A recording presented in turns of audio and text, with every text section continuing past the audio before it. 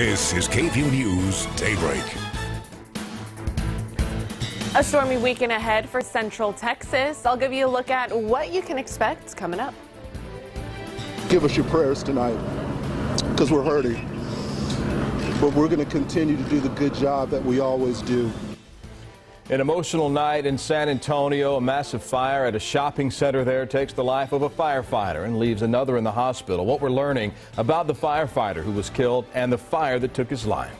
President Trump is claiming the investigation into his campaign is a, quote, witch hunt, when he told a reporter when asked point blank if he has any ties to Russia.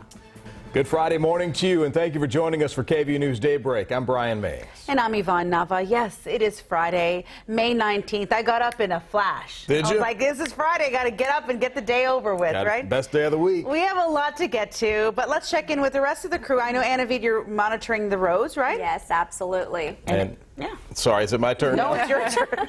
Don't Erica, be too excited now. Why don't you go, Erica? Go, Erica. I just went over. I just steamrolled Brian. I'm so sorry. It's all good. I'll just take it over because, yeah, we have a lot of weather to talk about. Not in Austin or our viewing area. That's the good news, that the severe weather has remained north of us. Check out some storms popping up still north of San Angelo. And now heavy rain pushing into parts of Missouri. This is the stormy conditions it brought overnight. Last 24 hours, we saw several tornado reports, lots of large hail, flash flooding concerns. What we're waking up to here in Austin and much of the viewing area are temperatures in the 70s, some overcast skies, and just about a 20% chance of some isolated sprinkles this morning. Yet again today, this is a severe weather outlook. We remain south of this system. But check out some decent storms that could be just west of Dallas. Calling it a 30% chance of some possible storms for the hill country. Mason and Llano are only concerned this afternoon on the lower side in terms of severe weather threat.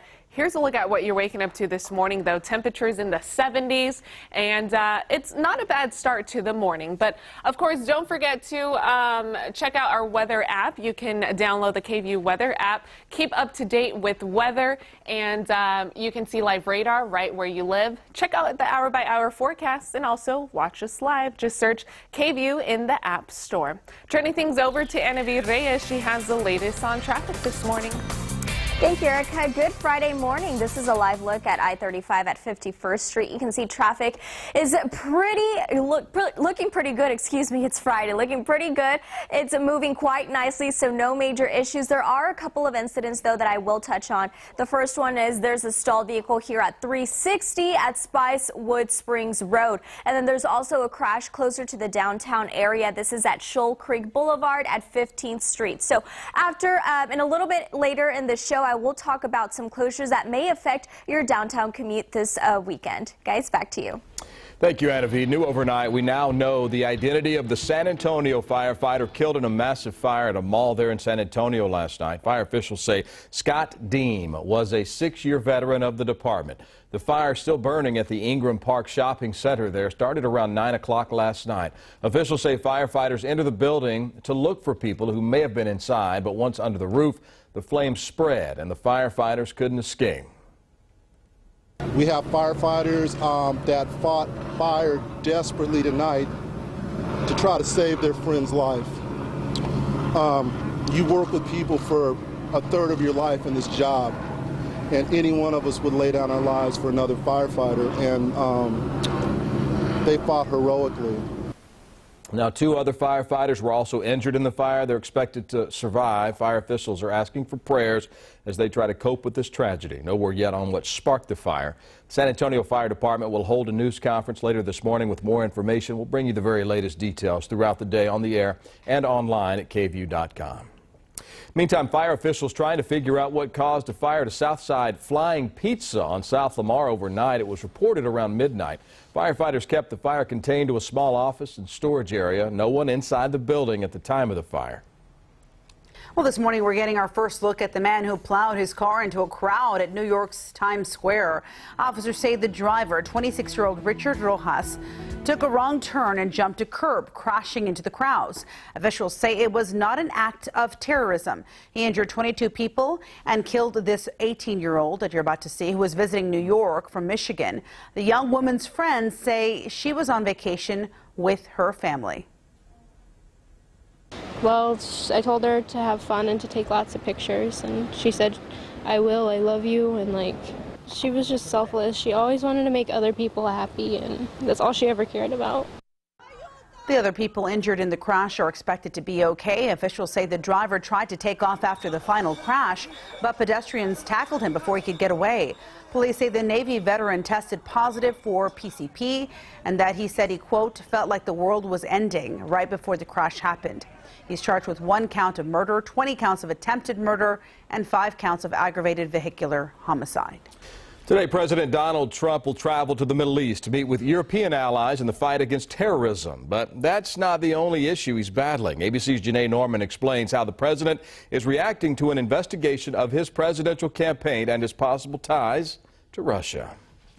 The president is sticking to his guns, insisting the FBI's investigation is nothing more than a witch hunt, even as members of his own party aren't sticking with him. The entire thing has been a witch hunt, and there is no collusion between certainly myself and my campaign.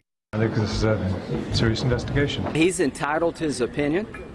I would suggest to the president that one has been appointed, honor that decision, cooperate where it's appropriate. Deputy Attorney General Rod Rosenstein, the man who appointed the special counsel to take over the investigation, was on Capitol Hill briefing all 100 senators on his decision. To make certain the American people felt that this was going to be handled fairly and justly. Meanwhile, on the other end of Pennsylvania Avenue, the president was asked during a news conference whether he tried to get former FBI Director James Comey to shut down his investigation into fired National Security Advisor Michael Flynn.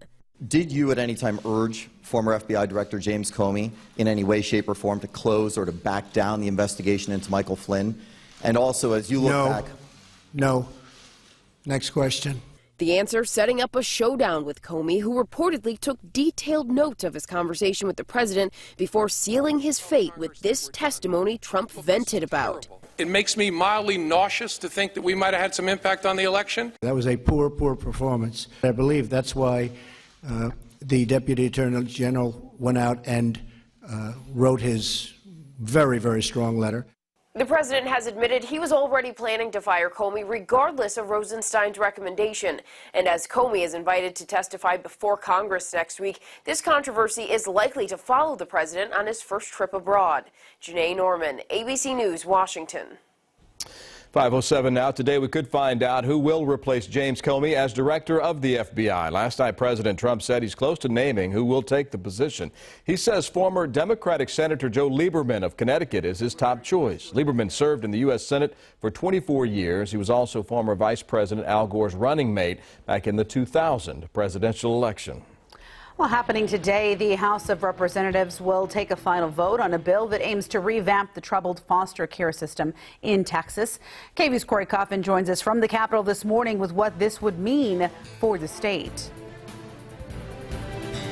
Well, many have been pushing for an overhaul of foster care and child protective services in general after several cases were found to be mismanaged. In extreme cases, a few of those cases resulted in the child's death. So Senate Bill 11 transfers foster care management from the state to community-based organizations. Those organizations will handle child protective services cases and place children in homes. It also breaks the state into smaller regions so that recruitment of families isn't just done here in Austin, but also at the local level. I think the status quo has been, let's put more money in and that'll fix it. Let's put more money in and that'll fix it. And really, we have done that, really for the last decade, really even beyond. We've doubled the amount of money put in CPS with about a 20% increase in kids in 12 years. Okay, but the results haven't been a lot better, and so it's not just money.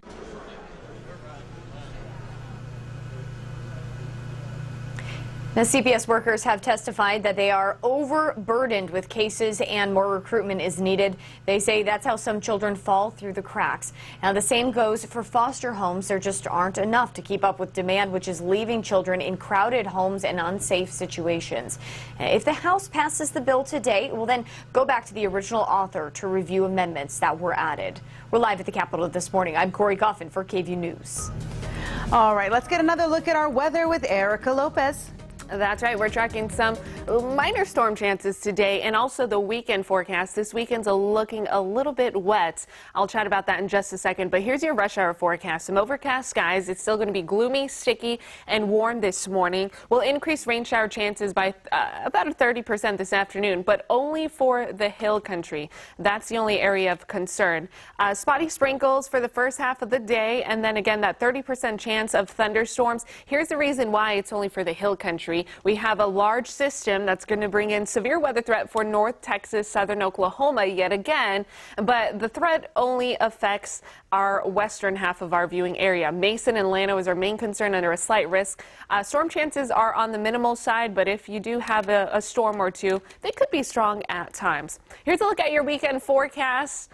Kind of a wet weather pattern we're still in, and it's going to be more wet this weekend. We're tracking heavy rain possible for Saturday evening into Saturday night. If you have any Saturday plans, I would say the first half of the day is your safest time to get anything done outdoors. We still have rain chances though, but it's really going to pour down Saturday evening into the overnight as a cold front pushes through. So keep that in mind as we plan out this weekend. Guys, back to you.